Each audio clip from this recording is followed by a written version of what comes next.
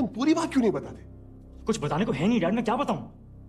नहीं तेरा काम पाएगा जो लक्ष्य है तेरा।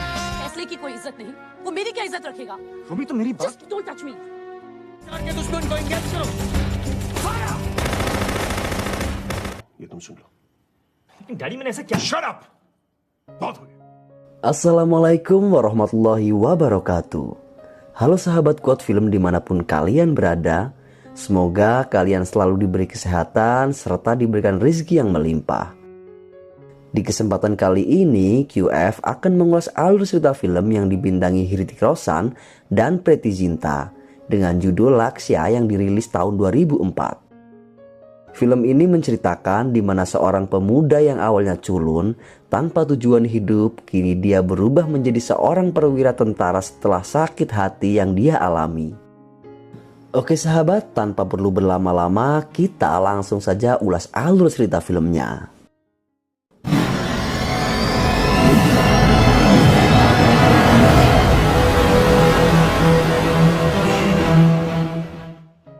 Film diawali dengan memperlihatkan Karan, seorang pemuda pemalas yang tengah terbangun dari tidurnya. Dia dipanggil ayahnya yang kebetulan hari ini tidak bekerja. Di sana ayahnya bertanya apa yang akan dikerjakan Karan kelak karena setiap hari dia hanya bersantai ria seperti tanpa tujuan. Sedangkan kakaknya yang hanya beda 2 tahun sudah dulu lebih sukses darinya. Lalu Karan pun mendatangi temannya yang sudah mendapatkan pekerjaan. Di sana ia tertarik dengan Ajay yang memutuskan bergabung menjadi tentara karena dia merasa negara membutuhkannya. Ajay menyarankan jika tentara harus disiplin, maka sebaiknya Karan mengikuti sekolah tentara agar dirinya menjadi disiplin juga.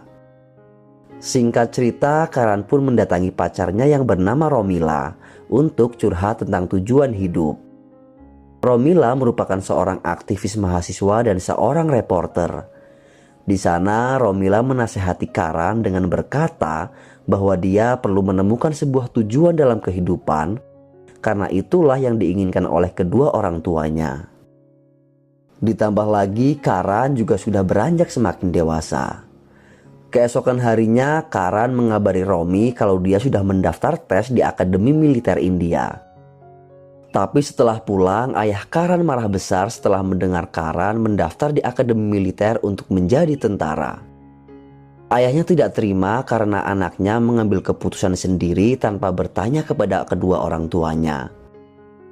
Ayahnya juga mengingatkan Karan dan melarangnya mengikuti ujian tentara, dan ayahnya meminta agar Karan meneruskan perusahaan miliknya karena itu jauh lebih sukses dibanding menjadi seorang tentara.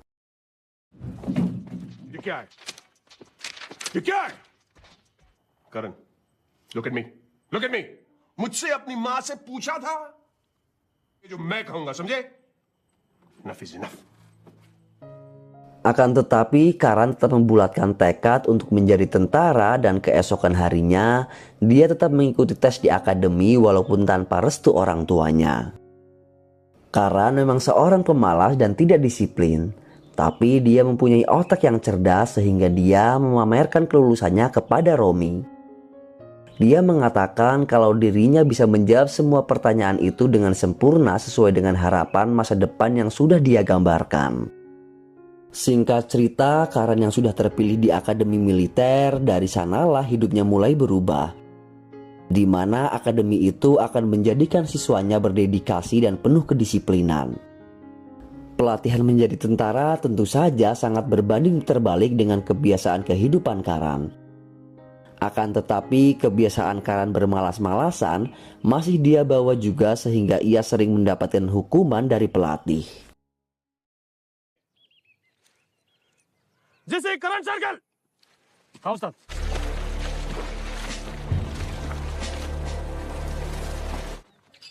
चलो जल्दी, देखता क्या है? या रुकना नहीं है। Now go. Karena capek dan merasa kesal, mentalnya pun tidak kuat sehingga sahabatnya di akademi menasehatinya agar Karan tidak patah semangat. Temannya juga mengatakan esok hari Karan tidak boleh membiarkan siapapun menghukumnya dan Karan harus berubah menjadi lebih baik. Setelah mendapatkan nasihat dari temannya, malam harinya Karan memutuskan untuk melarikan diri ke rumah. Dan sesampainya di rumah, dia dinasihati ayahnya agar besok mulai membantu usaha ayahnya saja dan bekerja di kantor miliknya. Di sana sang ayah juga masih membanding-bandingkan Karan dengan kakaknya yang menurut ayahnya jauh lebih sukses dibanding Karan. Karan lantas menemui kekasihnya dan mengetahui Karan yang kabur dari akademi. Romila sangat kecewa, kemudian Romila memutuskan untuk mengakhiri hubungannya dengan Karan. Semenjak itu Karan menjadi semakin putus asa dan menangis setelah apa yang ia alami. Hidupnya kini tertekan setelah dia yang selalu dibanding-bandingkan dengan kakaknya, dan juga hubungannya kini telah berakhir dengan wanita yang ia sangat cintai. Akhirnya Karan pun menyadari situasi dan membuat keputusan dengan kembali ke akademi untuk memperbaiki kebiasaan buruknya. Di sana ia berlatih dengan sangat keras demi membuktikan pada ayahnya dan Romi orang yang telah menyakitinya. Rasa sakit yang ia rasakan kini merubah cara pandang hidupnya untuk menjadi orang yang lebih baik dan lebih bermanfaat. धरती हिले कदमों तले तू चल यूं ही अब सुबहरा लक्ष्य तूने पहचाना है धरती हिले कदमों तले हाल में पाना है. Singkat cerita, karena kedisiplinannya, kini Karan telah berubah menjadi orang yang disiplin sebagaimana layaknya seorang prajurit. Dan pada akhirnya dia sah menjadi anggota Angkatan Darat India. Ibunya pun datang untuk menghadiri acara penutupan pendidikan dan sangat bangga kepada anaknya karena anaknya kini telah menjadi abdi negara. Tapi sayangnya ayahnya tidak hadir dan itu membuat Karan sedikit bersedih.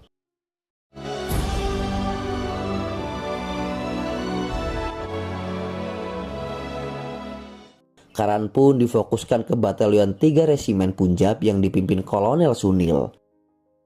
Batalion tersebut ditempatkan di Kargil dan Kashmir, di mana wilayah tersebut merupakan berbatasan dengan Pakistan dan sering terjadi pemberontakan. Setelah beberapa bulan bertugas, Karan pun diizinkan untuk cuti dan beristirahat. Karan kemudian mencoba untuk menemui Romi dan memperlihatkan jika dirinya kini telah berubah.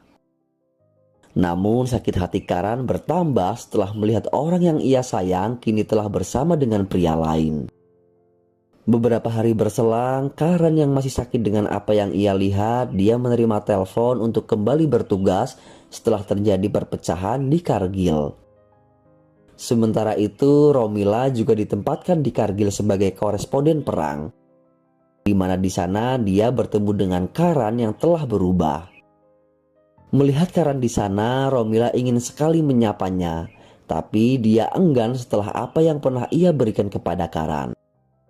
Dia hanya bisa menatap Karan dari kejauhan dengan rasa penyesalan dan rasa bersalahnya. Di malam hari, Karan melihat Romi dan seorang teman yang menunggu mobil jemputan. Akan tetapi karena mobil jemputannya bermasalah, Karan kemudian mempersilahkan mereka untuk naik ke mobilnya walaupun dengan hati yang masih menyisakan perih. Setelah sampai, Romi berkata kalau dia sudah memutuskan pacarnya. Dia juga mengatakan menyesal telah memutuskan Karan dan Romi berusaha untuk memperbaiki hubungannya dengan Karan, walaupun di tengah peperangan. Namun Karan yang sudah kecewa, dia pun menjauhi Romila dan esok harinya Karan mengajak Romila ke suatu tempat dengan berkata, "Dulu kau selalu mengatakan bahwa hidupku tidak memiliki tujuan. Dan sekarang lihat itu tujuanku." Sambil menunjuk puncak di mana di sana dia harus bertugas mempertahankan wilayah negaranya. वो है मेरा लक्ष्य याद है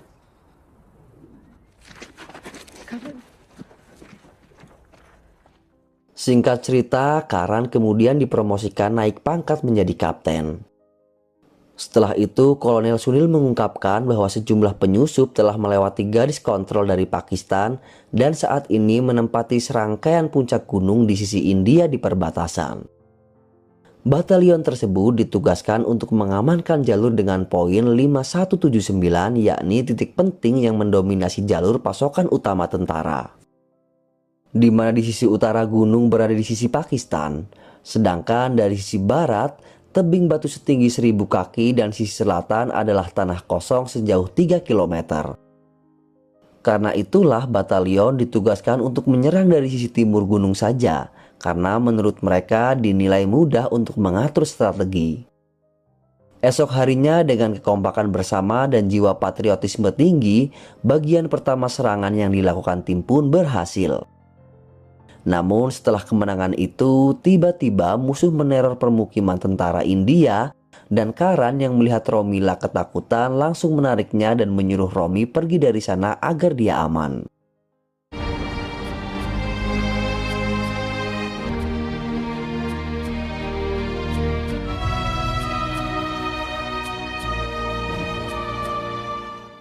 Singkat cerita, perang kedua pun harus segera dilakukan dan setelah strategi perang disepakati, tim batalion segera menuju medan peperangan.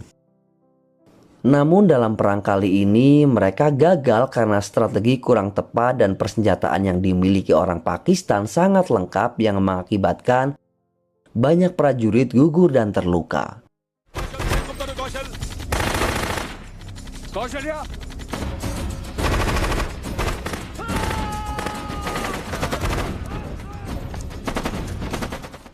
Brigadir Puri kecewa dan berkata kepada Kolonel Sunil jika jalan raya tidak lagi aman dilewati karena serangan penyusup.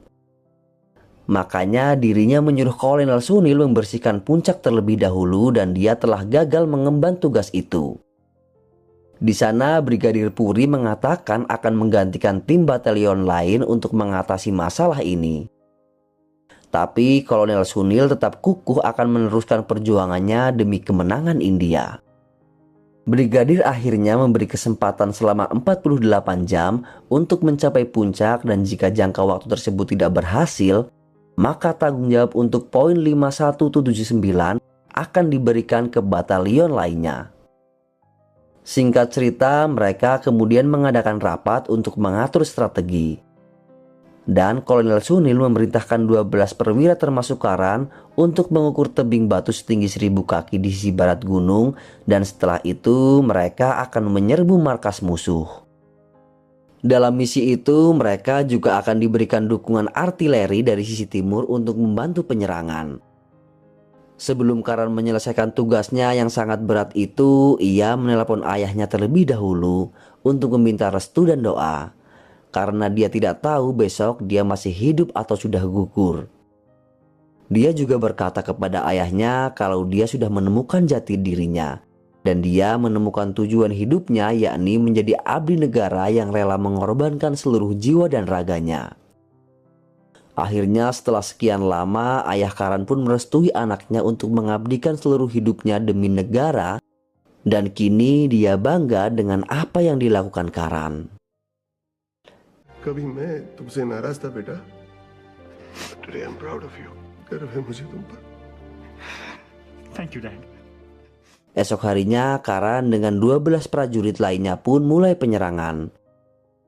Namun sayangnya belum lama mereka bergerak melalui lapangan rumput untuk menuju tebing, mereka mendapat serangan sehingga banyak yang terluka dan gugur.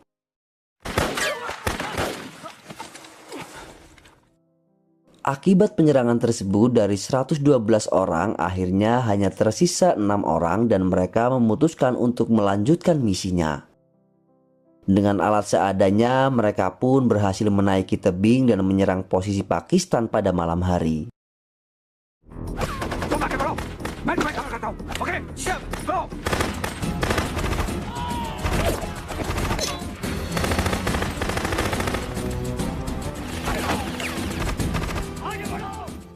Singkat cerita, serangan mereka pun berhasil meskipun mereka hanya 6 orang dan keesokan harinya, Karan dengan tertatih-tatih menuju puncak di mana dia akan menancapkan bendera India. dan memberi isyarat kepada kolonel bahwa mereka telah berhasil mencapai puncak. Mengetahui hal tersebut, Kolonel Sunil pun sangat bangga kepada Karan karena misi mereka berhasil dalam waktu yang tersisa 2 menit.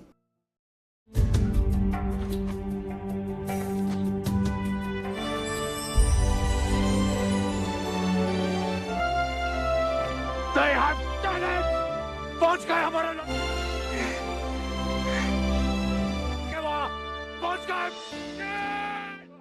Setelah itu mereka semua dirawat di rumah sakit dengan sebaik mungkin hingga film ini pun berakhir dengan Karan yang meninggalkan rumah sakit setelah menerima perawatan dan bersatu kembali dengan kedua orang tuanya.